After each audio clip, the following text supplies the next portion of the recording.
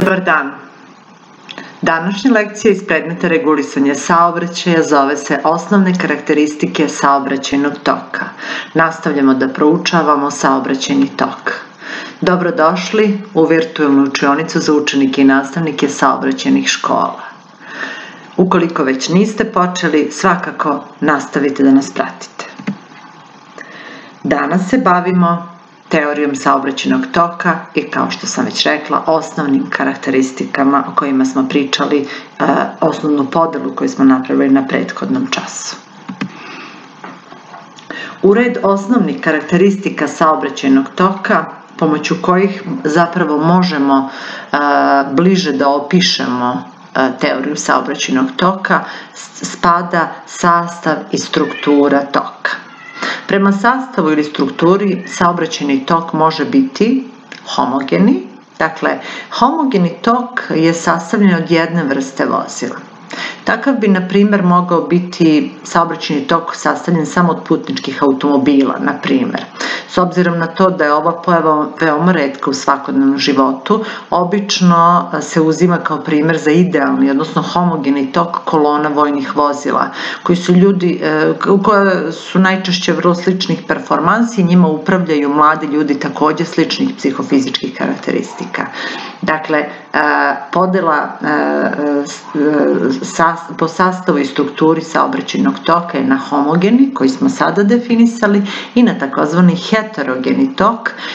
To je saobraćajni tok sastavljen od dve ili više vrsta različitih vozila. Tako, na primjer, recimo, ovo je jedan tipičan heterogeni tok, ima različite vozila, autobuse, teretna motorna vozila, putničke automobile i tako dalje.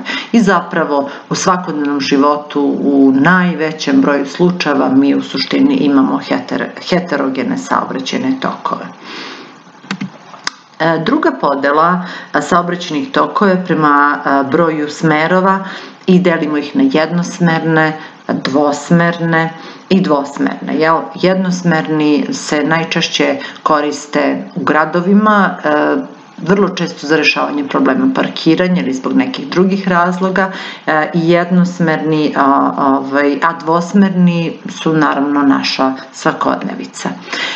Jednosmerni tokovi mogu biti jednonizni, dakle kada imamo samo jednu saobraćajnu traku, kao što je to primjer na ovoj levoj slici. Znači, kao što vidite, upravo sam malo pre rekla da se vrlo često saobraćajnice pretvaraju u jednosmerne da bi se omogućilo funkcionalno parkiranje. To je najčešće u gradovima i ovdje imamo jedan niz, znači vozila koji može da se kreće. Mi imamo više nizova, ali parkirnih vozila, ali računajući i saobraćajnu traku za dinamički saobraćaj, ali u suštini ovo je jednonizni tok, znači jedan niz može da postoji vozila koje se kreću. Dok recimo na desnoj slici vidite više nizni tok gde imamo praktično 6 saobraćajnih traka koje su sve u jednom smeru i to je jednosmerna saobraćajnica sa više niznim, znači, saobraćajnim tokovima. Što se tiče dvosmernih tokova, oni naravno mogu biti dvonizni i u najvećem broju slučajeva su, ali mogu biti tronizni, četvoronizni ili višenizni. Na desnoj slici vidite saobraćajni tok koji je tronizni, znači po smeru, odnosno šestonizni ako tako računamo u oba saobraćajna smera. Ovo je velika neka saobraćajnica u nekom od velikih svetskih gradova, dakle i zahteva više nizova po jednom smeru. Što se tiče podele saobraćajnih tokova u odnosu na uslove kretanja, o kojima sam nešto pričala na prethodnim nekim časovima, znači možemo da izvršimo podelu na uslove i pre svega uslove slobodnog toka. To su uslovi u kojima nema baš preterano mnogo vozila na putu i vozilo može da razvije brzinu, neku maksimalnu brzinu i nema nikakvog ometanja. Sećate se kada smo definisali brzine, kada smo definisali osnovne veličine saobraćajnog toka, pa je bila definicija slobodne brzine, dakle to je najveća brzina koju može da razvije vozilo dobrih performansi u uslovima slobodnog toka. Doslovce je tako pisalo. Znači, evo i na slici imamo imate situaciju, doduše za vreme ozbiljne izolacije u Italiji, gde imate samo jedno vozilo i ovo su praktično uslovi slobodnog toka. Znači može da se kreće kako želi, nema nikakvog ometanja, sem naravno u odnosu na zakonska ograničenja brzine i slične stvari. Uslovi forsiranog toka su uslovi u kojima se vozila kreću izuzetno sporo, praktično branik uz branik, sa čestim pojavama takozvanih udarnih talasa.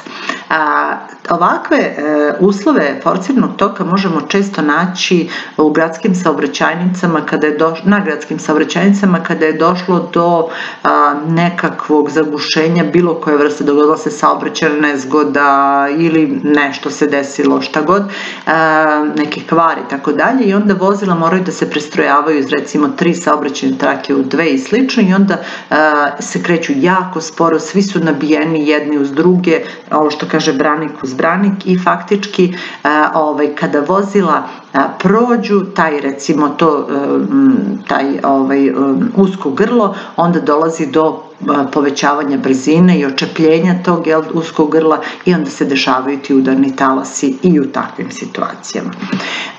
Sledeći tip uslova saobraćajnog toka su uslovi normalnog toka, u kojima je vozačima u takvom toku onemogućeno da pretiču baš kad god hoće, i njihovo kretanje je ograničeno kretanjima, odnosno ponašanjima ostalih vozača. I ovo su najčešći uslovi, naročito van gradskih saobraćajnica, znači ovakvi uslovi često ih srećemo, ponekad moramo da usporavamo zbog sporijih vozila, onda nekad se omogući preticanje, recimo ako su saobraćajnice po jednom saobraćajnom trakom po smeru, moramo da sačekamo vozila koja dolaze iz suprotnog smera, odnosno da sačekamo da nema vozila u saobraćajnoj traci iz suprotnog smera i onda vršimo preticanje, dakle ne možemo da se ponašamo recimo kao u uslovima slobodnog toka.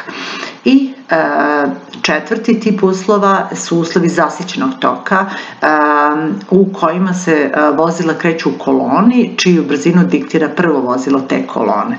Ovo se često dešava recimo na saobraćajnicama koje imaju jednu saobraćajnu traku po smeru i gde, recimo ako su neki usponi, pa gde neko teško teretno motorno vozilo uspori, sporo se kreće, i onda vozila, putnički automobili koji dođu iza njega zapravo moraju sporo da se kreću, jer su uslovi takvi da ne može, na primjer ima krivina, ne može da se vrši preticanje svugdje i tako dalje, i onda možemo praktično da kažemo da to prvo vozilo diktira brzinu svim ostalima koji se nalaze iza, i zbog toga se zove uslovi zasićenog toka. Da ne bi dolazilo do ovakvih situacija na vangradskim saobraćajnicama, vrlo često obratite pažnju, čak i na putevima, da kažem, relativno niskog ranga, otvara se po jedna saobraćajna traka na usponu za spora vozila, i onda brža vozila mogu da se kreću srednjom saobraćajnom trakom, a onda kad se recimo pređe taj planinski prevoj, onda sa druge strane imati suprotnog smera po jednu saobraćajnu traku za brža vozila. Na taj način se zapravo omogućava da ne dolazi do ovog zasićenog toka i omogućava se jednostavnije, odnosno brže kretanje većini vozila koje se nalaze u tom saobraćajnom toku. Nadam se da ste razumeli ove uslove saobraćajnog toka i da ste razumeli osnovne karakteristike saobraćajnog toka.